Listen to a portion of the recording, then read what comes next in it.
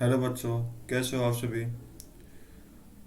हम इस वीडियो में फंडामेंटल यूनिट ऑफ लाइफ पढ़ रहे हैं, जिसको हमने क्या बताया था, सेल बताया था। ठीक है, इसका मतलब सेल के बारे में पढ़ रहे थे। तो सेल की मेन मेन चीज हमने पढ़ चुके थे। अब बोला क्या है कि आज जो हम पढ़ेंगे, what is cell made of, कि सेल कैसे बनता है। ठीक है, और इसके स्ट्रक्चरल ऑर्गेनाइजेशन क्या क्या है इनके। तो हमने जो पढ़ा था अब तक, ऑर्गन्स के बारे में पढ़ा था और सेल के बारे में पढ़ा था, ऑर्गेनल के बारे में पढ़ा था। ठीक है, तो अब ये दिया गया कि we saw about that the cell has special special components called organelle. कि हमने अब तक जो देखा कि सेल क्या एक स्पेशल कंपोनेंट है, जिसे हम क्या बोलते हैं, ऑर्गेनल बोलते हैं। ठीक है, ऑर्गेनल क्या बताया था मैंने आपको। Organelle different type of organs जब मिलते हैं ना, जब ऑर्गन्स का ऑर्गेनल का यूज होता है। How is cell organized? If we study a cell under a microscope, we would come across three features in almost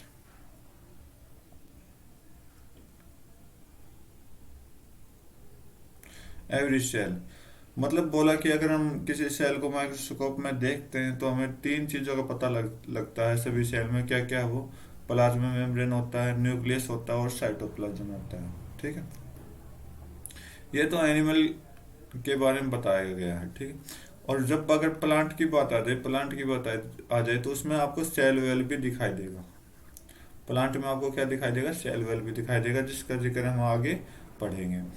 तो अभी तो हमें क्या पढ़ना, प्लाज्मा मेम्ब्रेन, न्यूक्लियस और साइटोप्लाज्म के बारे में पढ़ेंगे। ठीक है, तो अपना फर्स्ट टॉपिक स्टार्ट होता है प्लाज्मा मेम्ब्रेन। प्लाज्मा मेम्ब्रेन का दूसरा नाम भी हम सेल मेम्ब्रेन भी कह सकते हैं। चलो पढ़ते हैं।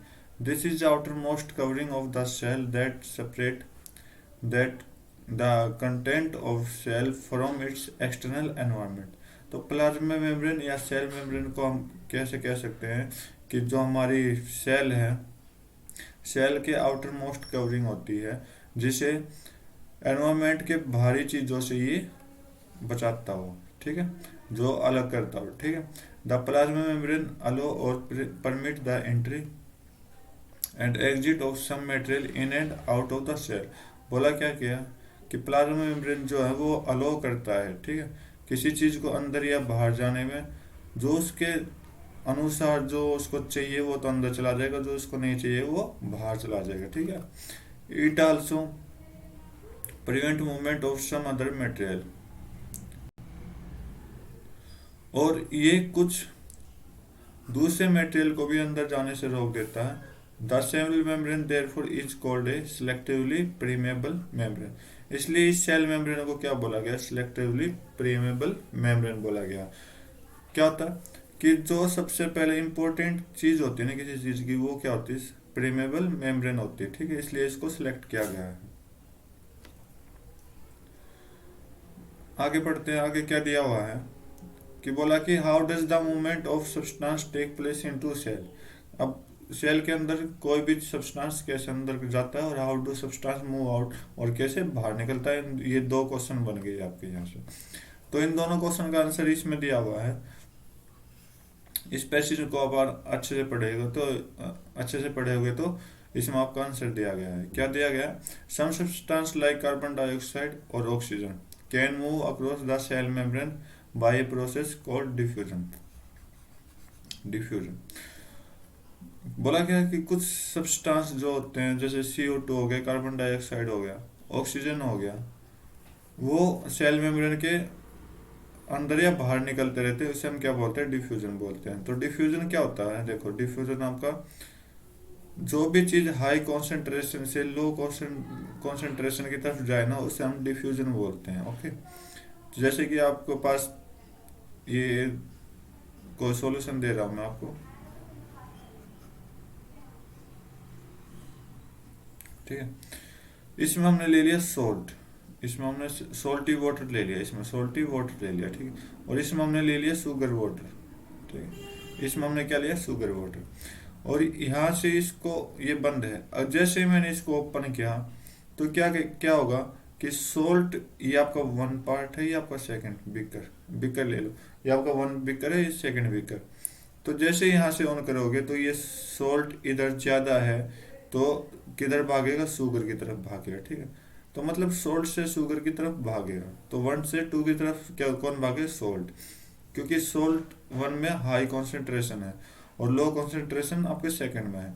यही शुगर का काम है। तो शुगर सेकंड सेकंड में ज्यादा है और फर्स्ट में क्या होगी, कम है। तो ये आपका क्या हो गया, डिफ्यूजन की प्रोसेस होती है। तो डिफ्यूजन के बारे में आगे पढ़ेंगे क्या, we have study the process of diffusion in early chapter. तो पहले आप चैप्टर में पढ़ चुके हो। We saw that the spontaneous movement of substance from region of high concentration to region where its concentration is low। तो इसने इसकी ये डेफिनेशन भी दे दी कि कोई भी सब्सटेंस जब होगा ना, तो वो हाई रीजन से, हाई कॉन्सेंट्रेशन के रीजन से जाएगा कहाँ, लो कॉन्सेंट्रेशन के रीजन में। ठीक है, तो ये आपके डिफ्यूजन के बारे में समझाएगा। और डिफ्यूजन के साथ साथ जो ऊपर क्वेश्चन था आपका कि how does the movement of substance take place into and move out of the cell. ठीक है, ये भी आपका क्या होगा, आंसर हो गया। नेक्स्ट पढ़ते हैं, नेक्स्ट पैसेज क्या बोला है, समथिंग सिमिलर टू हैव। देखो यहाँ पर हमने क्या पढ़ा था, कार्बन डाइऑक्साइड और ऑक्सीजन के बारे में पढ़ा था। तो ये डिफ्यूजन की प्रोसेस कैसे करता है, तो इसके बारे में बताया गया है।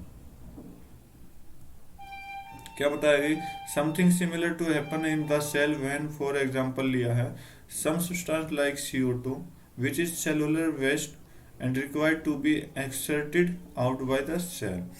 ये CO2 क्या होता है, जैसे सेल में बनता है तो ये वेस्ट हो जाता है, तो इसको हम क्या करते हैं, निकालते हैं। Accumulate in high concentration inside the cell. तो बोला कि आगे जैसे कि ये सेल है। ठीक है, इस सेल में CO2 हाई हो चुका है, बन चुका है, तो अब ये बाहर है। तो अब क्या करेगा, ये सेल जो है ना, इस CO2 को क्या कर देगा, लो कॉन्सेंट्रेशन में निकाल देगा, मतलब बाहर की तरफ निकाल देगा। ठीक है, तो ये चीज बोला गया कि accumulate in high concentration inside the cell. Inside the cell मतलब सेल के अंदर क्या है, ज्यादा है, और बाहर की तरफ क्या है, कम है। ठीक है, in the cell external environment the concentration of CO2 is low. बोला कि बाहर की तरफ क्या है, CO2 कम है, compare to that inside the cell.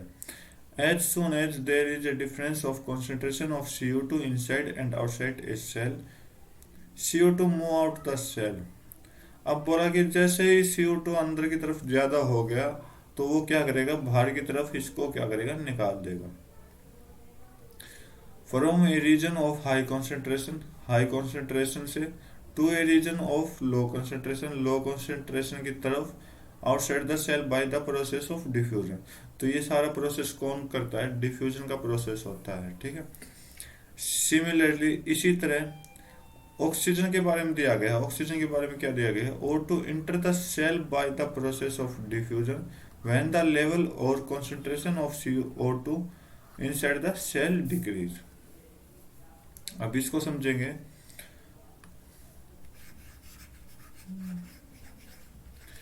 क्या बोला कि इसी तरह डिफ्यूजन का काम क्या करता है, जैसे कि आपका सेल है, तो इसको ऑक्सीजन चाहिए, और बाहर की तरफ क्या है, ऑक्सीजन क्या है, ज्यादा है, ऑक्सीजन क्या है, ज्यादा। तो सेल के अंदर ये कम है, तो ये सेल के अंदर आ जाएगी और यहाँ पे ऑक्सीजन हो जाएगी। तो ठीक है, तो हाई कॉन्सेंट्रेशन एनवायरनमेंट में ऑक्सीजन की ज्यादा और सेल के अंदर क्या थी, कम थी। तो ये सेल से बाहर से सेल की तरफ गई, किससे, डिफ्यूजन की प्रोसेस से। ठीक है, आगे क्या बोला है,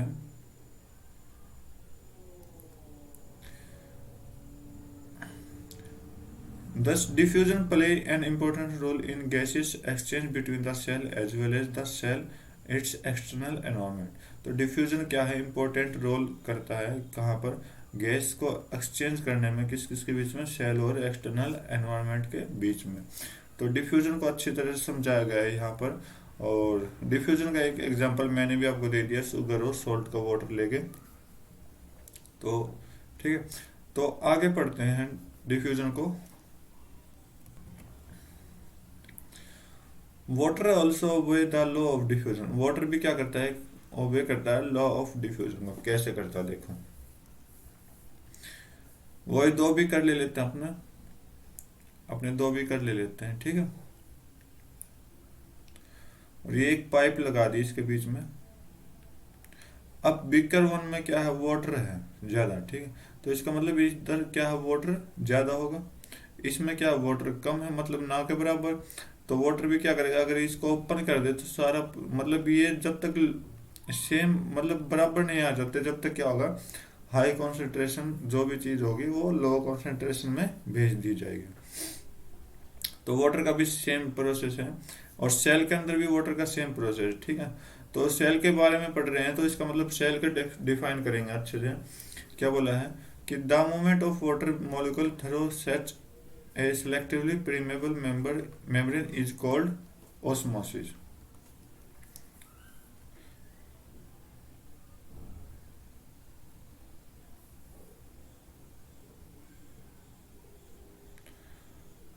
ऑस्मोसिस, ठीक है।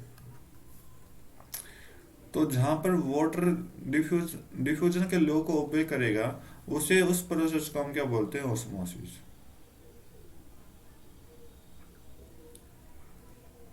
अब ऑस्मोसिस को इसमें अच्छे से समझाएगा क्या है।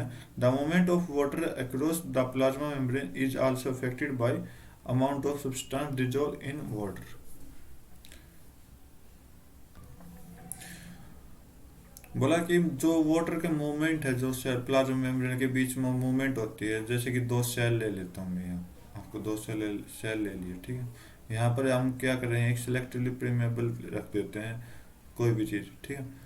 तो इस सेल से इस सेल में वाटर जाने के लिए क्या करते हैं कि जो इस सेल के साथ वाटर में जो भी इन्वॉल्व थे, मतलब क्या, कोई भी मोलिकुल, कोई भी सब्सटेंस, वो इस प्रीमेबल की वजह से इसमें रह जाते हैं, और वाटर जो होता है वो दूसरी सेल में चला जाता है, ठीक। Thus osmosis is passage of water from region of high water concentration through a selectively permeable membrane.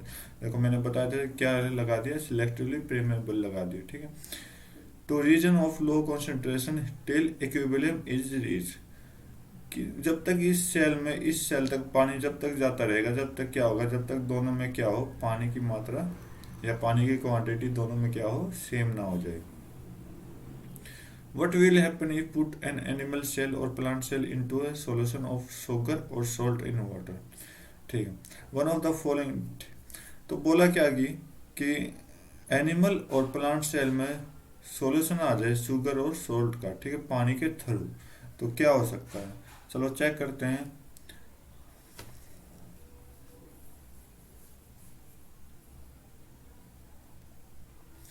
बोला कि 3 स्टेप दिए गए हैं, 3 स्टेप को डिस्क्राइब किया गया है।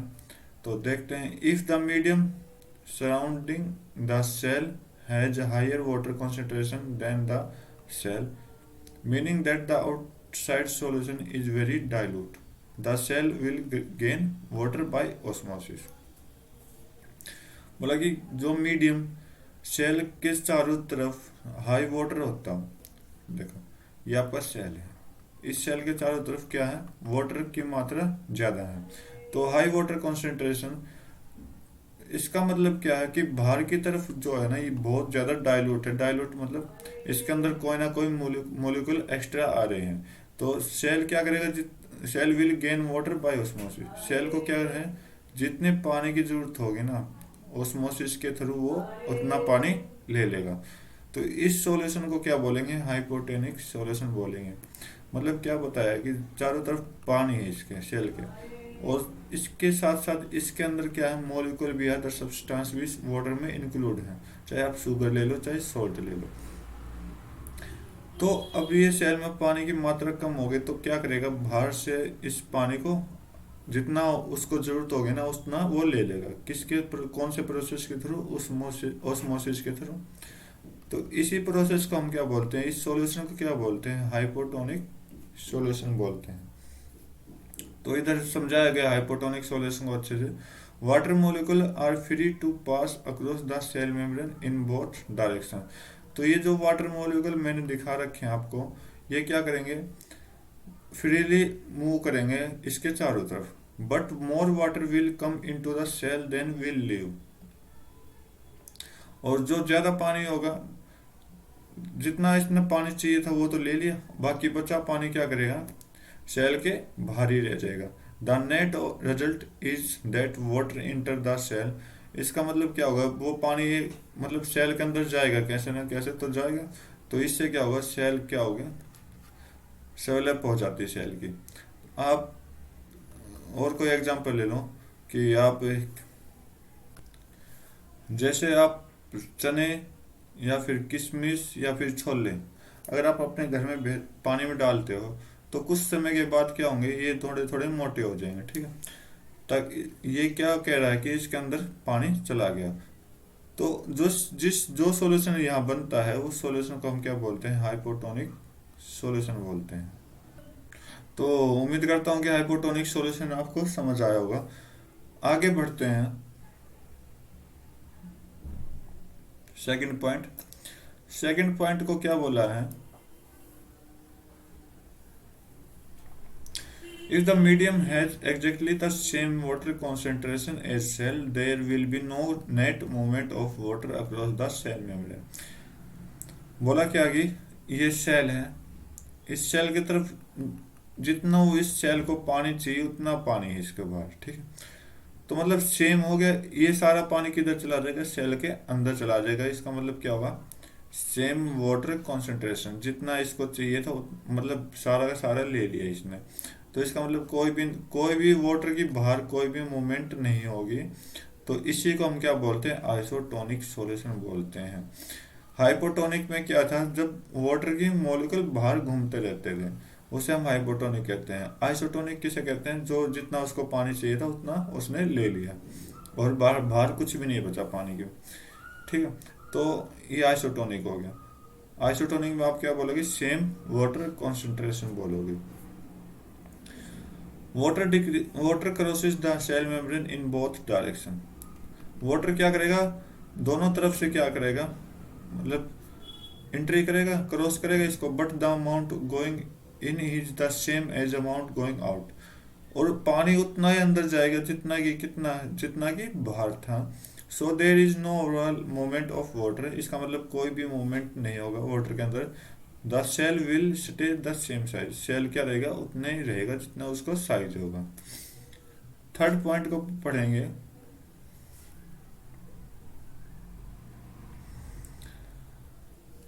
तो अब तक तो हमने हाई पढ़ लिया, सेम पढ़ लिया, अब क्या पढ़ेंगे, लोअर।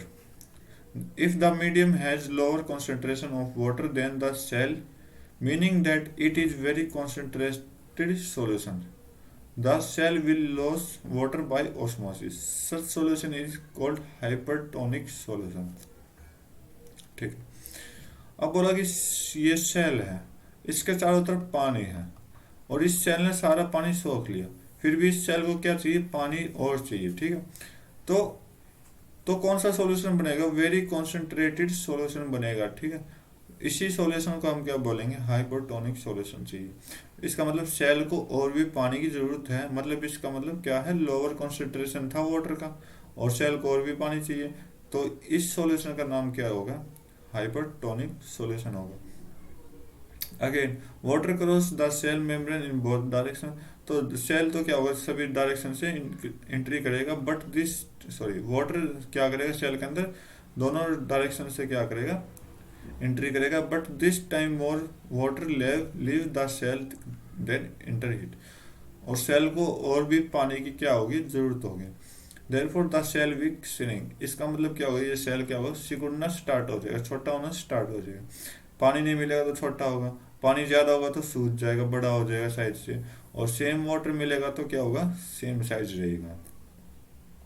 तो ये थे ऑस्मोसिस की प्रोसेस वाटर की सेल से, ठीक है। तो osmosis is a special case of diffusion, इसलिए ऑस्मोसिस को क्या बोला गया है, ये एक डिफ्यूजन का केस है through a selectively permeable member. Now let us try activity आएगी अब, ठीक है। एक्टिविटी आप खुद कर लेना। एक्टिविटी 5.3 क्या दे रखा है कि ऑस्मोसिस एग के साथ आपको करना है। आप घर में अंडे उबालते होगे तो उसमें आपको एग के साथ करना है, क्योंकि वाटर के अंदर क्या मिलाना है आपको, सॉल्ट मिलाना है, सॉल्ट ही वाटर होना चाहिए, ठीक है। नेक्स्ट एक्टिविटी देखते हैं, नेक्स्ट एक्टिविटी क्या कह रहे हैं।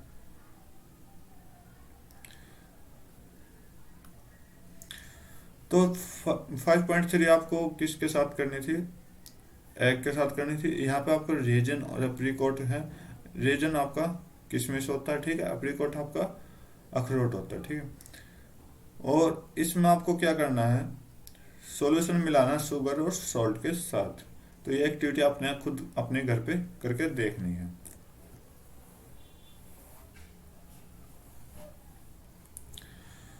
एक्टिविटी के बाद पढ़ते हैं कि unicellular fresh water organism and most plant cell tend to gain water through osmosis.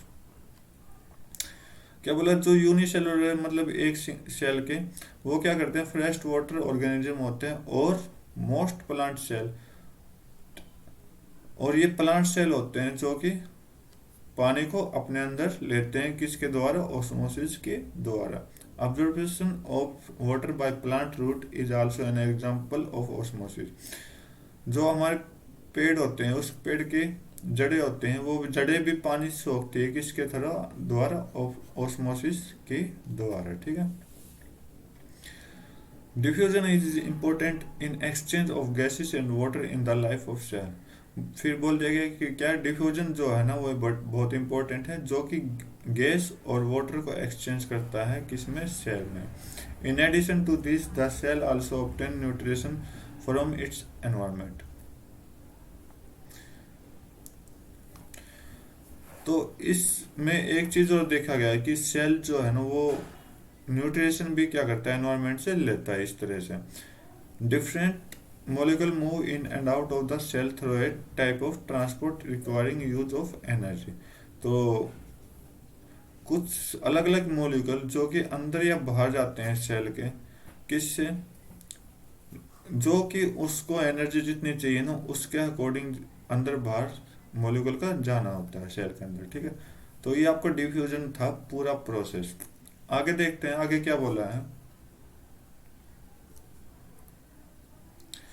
The the plasma membrane is flexible. Plasma membrane क्या होती है, फ्लेक्सिबल होती है। और ये made of organic molecule called lipid and protein. और ये किससे बनी होती है, लिपिड, सॉरी, और मेड ऑफ ऑर्गेनिक मॉलिक्यूल, जो कि ऑर्गेनिक मॉलिक्यूल होते हैं, जो जिसे हम कहते हैं लिपिड या प्रोटीन कह सकते हो, ठीक है। इन दोनों से क्या होगी, प्लाज्मा मेम्ब्रेन फ्लेक्सिबल होती है। We can observe the structure of plasma membrane only through an electron microscope। Plasma membrane को हम सिर्फ इलेक्ट्रॉन माइक्रोस्कोप की मदद से ही देख सकते हैं। The flexibility of cell membrane also enable the cell to engulf in food. तो सेल मेम्ब्रेन की जो फ्लेक्सिबिलिटी है, वो क्या मदद करती है, वो किसी भी खाने को पचाने का काम करती है, खाने को पिघलने के लिए यूज होता है फ्लेक्सिबिलिटी। तो इसका मतलब लिपिड जो और प्रोटीन जो होता है, वो आपको खाना पचाने के काम आता है। Other material from its external environment, और जो भी मतलब फूड या फिर जो भी हम एनवायरनमेंट से हमने मिला है, वो क्या आता है, उसको पिघला देती है, फ्लेक्सिबिलिटी कर देती है। और जैसे कि सच प्रोसेस, सॉरी, इस प्रोसेस को हम क्या बोलते हैं, एंडोसाइटोसिस बोलते हैं, ठीक है। एंडोसाइटोसिस प्रोसेस को क्या बोलते, जो कि आपका खाने और जो भी बाहर की चीजें हम लेते हैं, उसको पचाने के काम आता है, क्या, एंडोसाइटोसिस की प्रोसेस से। Amoeba acquire its food through such process. Amoeba भी इस प्रोसेस का यूज करता है। नेक्स्ट देखते हैं, नेक्स्ट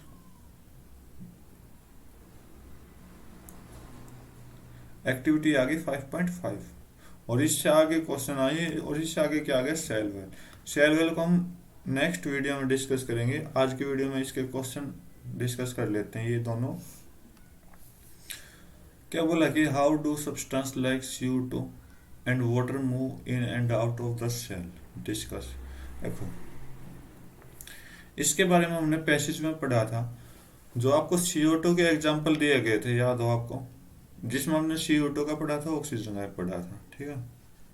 उस पैसेज में आपका आंसर है। और सिंपल सी चीज है, डिस्क मतलब सेल के अंदर मूव करना इन एंड आउट को, और ये CO2 और H2O को, ठीक है। तो दोनों किसके थ्रू इन एंड आउट होते हैं? डिफ्यूजन के कारण इन एंड आउट होते हैं, ठीक है। डिफ्यूजन, तो डिफ्यूजन तो गैस को इन एंड आउट करती है और वाटर को भी करती है। अगर आप स्पेशल वाटर के बारे में पूछे तो किसके थ्रू करता है? ओस्मोसिस के थ्रू करता है, ठीक है। ओके, तो ये तो सिंपल से डिस्कस था। अब जो इसने पूछा कि इन एंड आउट का प्रोसेस क्या है, वो डिस्कस करते हैं।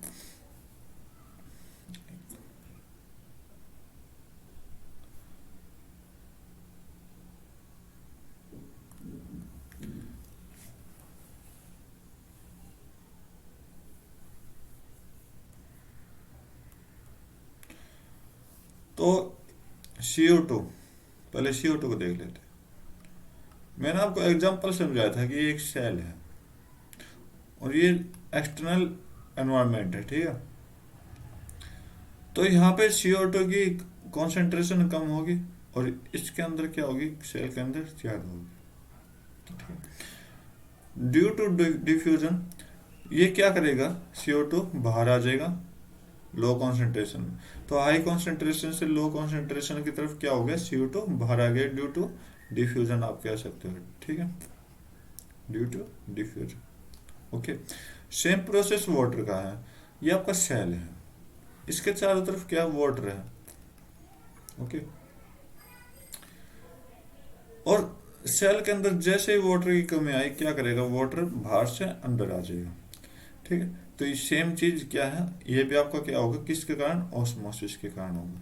तो वाटर में आप क्या लिख सकते हो? ऑस्मोसिस लिख सकते हो, और डिफ्यूजन में आप, सॉरी, CO2 में आप डिफ्यूजन लिख सकते हैं। और ऑस्मोसिस क्या है, डिफ्यूजन क्या है, इंपॉर्टेंट पार्ट है। तो इसका मतलब ये दोनों इन एंड आउट किससे करते हैं? आप क्या कहोगे? डिफ्यूजन से करते हैं, ठीक। तो ये आपका डिस्कशन हो गया। ओके, नेक्स्ट देखते हैं, नेक्स्ट क्वेश्चन क्या बोला है? Why is plasma membrane called selectively permeable membrane?